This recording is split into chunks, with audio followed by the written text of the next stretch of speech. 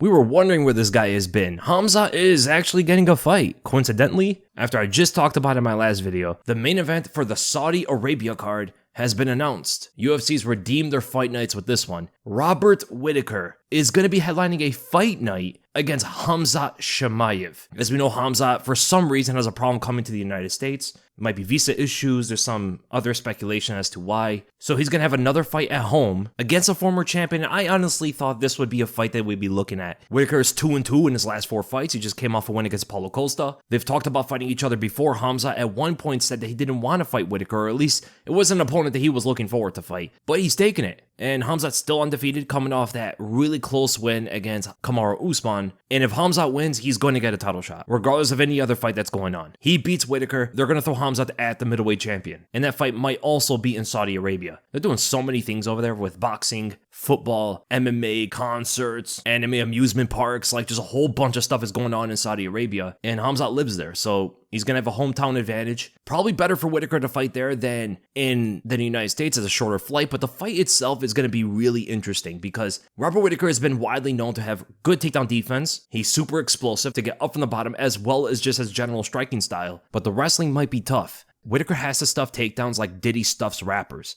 Stuffs them full of musical opportunities and songs. Nothing weird. The general consensus is going to be that Khamzat is going to have a major advantage on the ground if he gets it down there. He's like a Tasmanian devil for the first round, and on the feet, it should go to Robert Whittaker, but Khamzat always has the power advantage if he happens to correctly time Whittaker in the stand-up with a right hand. Whittaker's kind of chinny, so there are some moments that Khamzat could get to him. I mean, the thing that we do know against Whittaker, whenever he's throwing in that jab and trying to move his head on the outside, and the opponent is in southpaw, we saw Jared Cannonier land a jab, Dricus du Plessis rocked him with the jab, and Khamzat Chimaev also has a very powerful and quick jab from southpaw. Just with that weapon, he can scare away one entry that Whittaker likes to go to, right? But generally speaking, Khamzat doesn't really move his head too much. Whittaker should be able to target him pretty well. Might even catch him some high kicks. It's just that every single time that he explodes, I can see Khamzat timing him not only with the jab, but also with the takedown, and quickly trying to get his back immediately. Not settle for one position, go right to the next, as Whittaker is going to scramble to get up. And that's going to give Khamzat the opportunity to chain wrestle with Whittaker. If Whittaker gets held down again, just like what happened against Dricus, the whole narrative about him having lights out takedown defense will be somewhat shattered from his splendid performances in the past against the old grapplers of Romero and Jacare. The new breed with Khamzat and Dricus will lead people to believe that they're just better grapplers than the guys in the past, you know, if they're able to do that to Whittaker, and those guys were not. Because Whittaker's grappling against Romero and Jacare were very impressive. Like, super impressive to watch. The scrambles against Jacare, go back and watch that stuff. Whittaker was a beast on the ground, man. Super slippery. It's a very tough fight to call in terms of like who's going to win. I could see each guy win this fight. But because it is 5 rounds, because Whittaker does have good takedown defense, he's very explosive, he fights from such a long range. If he doesn't get intercepted by the jab from his outside head position, you know, head leaning to the left, or gets caught by an uppercut from his inside head position, head leaning more to the right as he's throwing the jab, he could also get caught off guard by a takedown. And all of these are attacks from Khamzat. He needs to attack everything Whittaker does and win the exchanges. Because if he starts moving away and giving Whittaker space, collect data from the reads and all his feints and jabs,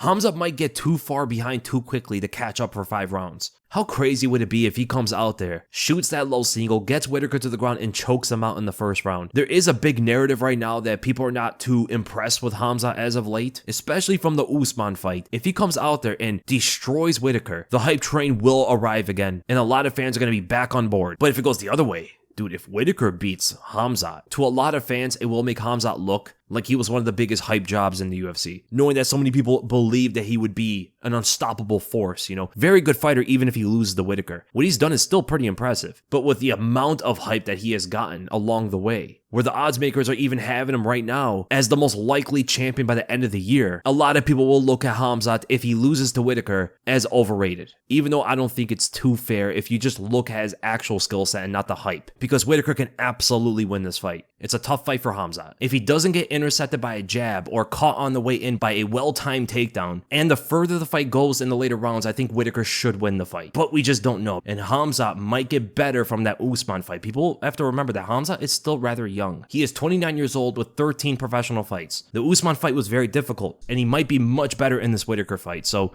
I don't know what to expect from Khamzat necessarily, especially for a 5-rounder, and it might go all 5. It's his first 5-round fight in his entire career. I'm curious to see what Khamzat looks like when he's pacing himself. It could could make him play catch up too much, as he's not used to that slower pace. It almost looks like sometimes he can't help himself but just to explode in the first round. But pacing himself could also change his style into being a reactive fighter rather than a proactive fighter, looking for opportunities to counter and intercept everything Whittaker throws at him, instead of engaging with the offense in the first place. But maybe in the first round he can go that way and then change into a reactive fighter midway through, because the thing we do know about Whittaker is he's not the fastest paced guy. You know, if he's controlling the pace of the fight, it's not going to be too crazy. So fighting at Whittaker's pace is probably not going to be the worst thing for Khamzat's cardio, even if he goes that direction of being a reactive fighter. But that kind of thing is just so against what Khamzat usually does. I don't know if he's ready for that kind of fight. And in the co-main event, we're going to have some Russian on Russian crime here between Sergei Pavlovich, coming back after the annihilation from Tom Aspinall, and he's going up against Alexander Volkov. Man, that's going to be a fun one. The longer that fight goes, the more Volkov has a chance to win this. Sergei does leave himself open on the center line. He could get caught right there. Volkov has a good uppercut as well, which I could see being a big problem for Pavlovich. But Pavlovich might hit him with a SAR bomb and blow Volkov up with any single shot that he lands on him. The push kicks might be able to hold Pavlovich a little bit further away, but Pavlovich has such a long reach. I think it might catch Volkov by surprise. Even though Volkov is much taller and that's going to play a factor in the reach difference between them two, I think Pavlovich's range is going to catch Volkov a little bit by surprise here. And one surprise and it's over, right? One punch from Pavlovich. Volkov's going to be plotting flatly from range and get jabbed in the face and think, how did this short man just hit me from there? And the winner of this, I think, is one fight away from a title shot. We also have Kelvin Gastelum fighting Daniel Rodriguez in the welterweight division. Kelvin is going to stay there. It's a fine fight. You know, Daniel Rodriguez hasn't fought in a quite long time.